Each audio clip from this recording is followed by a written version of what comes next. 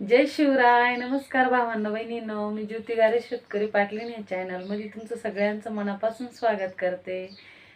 आज मी घरी मूग उडीद भरडू राहिले बरं का. ते दगडी भरडकी राहते ना त्याच्याने भरडू राहिले. तर म्हटलं यांना दाखवून देऊ. आणि मी मागं पण एकदा बोलली होती उडीद तयार झाले तेव्हाच की आपण घरीच तयार करीतो, मिलमध्ये काढायला नाही ती मूग उडीद. तर मग आज ते भरडू राहिले ना, म्हटलं यांना दाखवून देऊ आपण कशा पद्धतीत भरडावं लागत ते. चला पाहू आपण.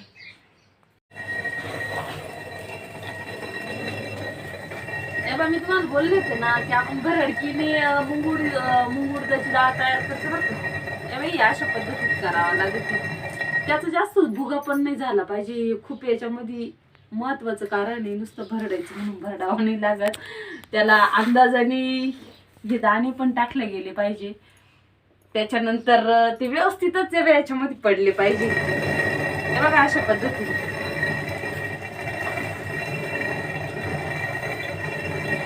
आणि इकडं हात पण बंद नाही राहायला पाहिजे, म्हणजे जेणेकरून आहे ना मध्ये असं असं हात बंद करून आणि हे जर टाकलं ना असं तर मध्ये गण साचून राहतं बरं का. मग त्याच्याने सगळं मूग म्हणजे जे धान्य तुम्ही भरडीत राहते ना ते सगळं खाली येत राहतं. त्याच्यामुळे इकडे हे जातं पण फिरलं पाहिजे आणि इकडे हे दाणे पण पडले पाहिजे याच्यामध्ये. आणि हे दाणे असे याच्यात पण नाही पडले पाहिजे, नाही तर नंतर सगळं दाणे येऊन जाते आपल्याले. आणि डाळ तर आपण म्हणतो ना मिलमधली डाळ, म्हणजे मिलमधली डाळ एकसारखी राहते. याचं येतो थोडा भुगा येतो. भुगा म्हणजे इतका नाही येत, मिलमध्ये पण भुगा होतोच, फक्त ते आपल्या समोर नाही होत त्याच्यामुळे आपल्याला कळत नाही. पण ही आपली मुगाची डाळ आहे बरं का. आणि टरले तर हिला येतच नाही, कारण माझी भिजवण्याची काळजी जरा जास्तच घेते मी. त्याच्यामुळे किती पिवळी पिवळी डाळ दिसते.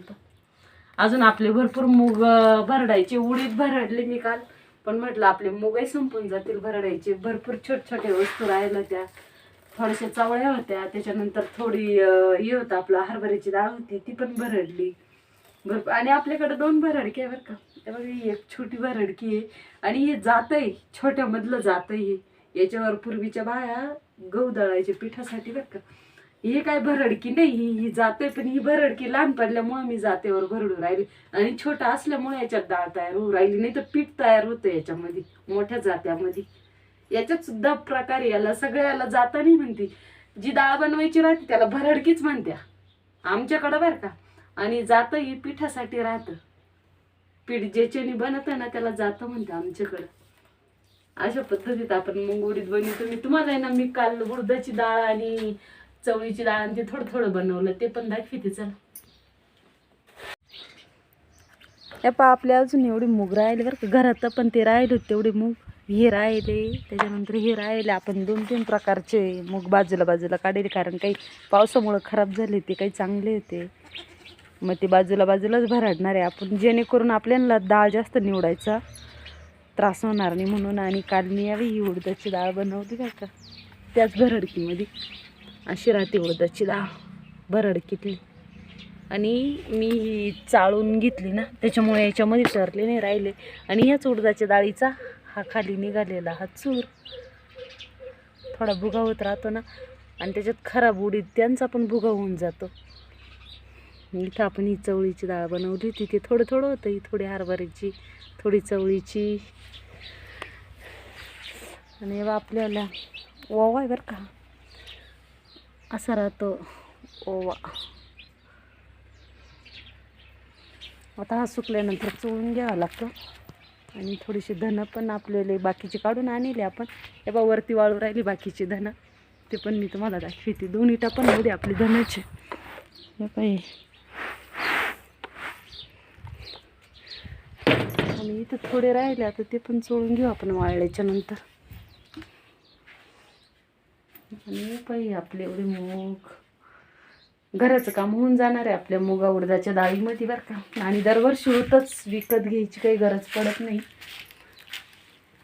आणि घरचं शेवटी खायला व्यवस्थितच राहतं बरं का. आम्हाला तर घरच्याच डाळी आवडते, त्याच्यामुळे आम्ही घरी मूग उडीद अवश्य करीतच राहतो. पाहिलं ना आपल्या गावाकडे किती जुन्या पद्धती अजून पण वापरत्या. म्हणजे वस्तूंचा वापर करते असं मला सांगायचंय. की आता ह्या ज्या वस्तू आहे ना, ह्या भरडकी हे जातं झाले शक्यतो गावाकडेच पाहायला मिळत बरं का. आणि त्यांचा वापर पण करत्या, ज्या गोष्टीसाठी वापर आहे त्यांचा निश्चितच वापर होत राहतो.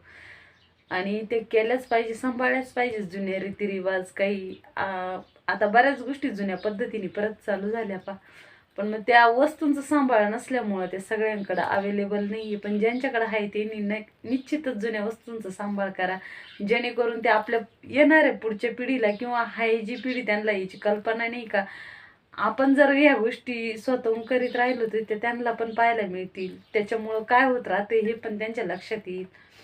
आता सोनूला या गोष्टीची खूप आवड आहे, पण तो नेमका शाळेत गेला नाही तर मी भरडायला बसल्यावर तो त्याच्यामध्ये ती दाणे टाकीत राहतो. ज्या गोष्टी करायला काढल्या का तिथं तो अवतीभोवतीच फिरत राहतो. मग जेणेकरून मुलांना पण ह्या गोष्टी माहीत होत्या. ठीक आहे, त्यांना ती करायची वेळ नाही आली तरी पण पाहायला तर मिळते ना.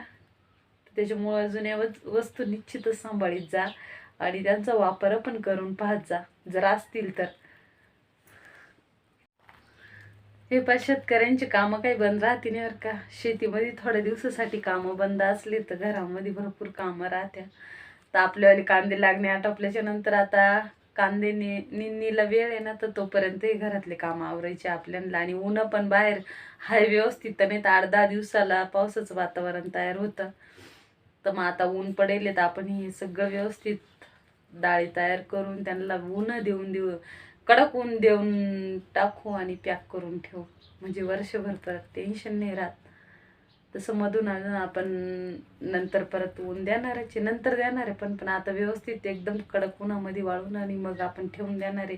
अजून आपल्याला कांदे निंदायला येईपर्यंत एवढं डाळी तयार करायच्या. आपल्या गावातही खूप किडं झालंय, ते गहू वाळत घालावं लागतील, ते एक वाढवा काम आहे आपल्याला. असे राहते शेतकऱ्यांचे काम. मी तुम्हाला दाखवतच राहते ना प्रत्येक व्हिडिओमध्ये. आणि तुम्हाला सगळ्यात महत्त्वाचं म्हणजे हे सांगायचं आहे की माझे 500 सबस्क्रायबर तुमच्यामुळं पूर्ण झाले बरं का. तर सपोर्ट करीत राहा आणि लाईक करा, शेअर करा, सबस्क्राईब पण करा. जय शिवराय.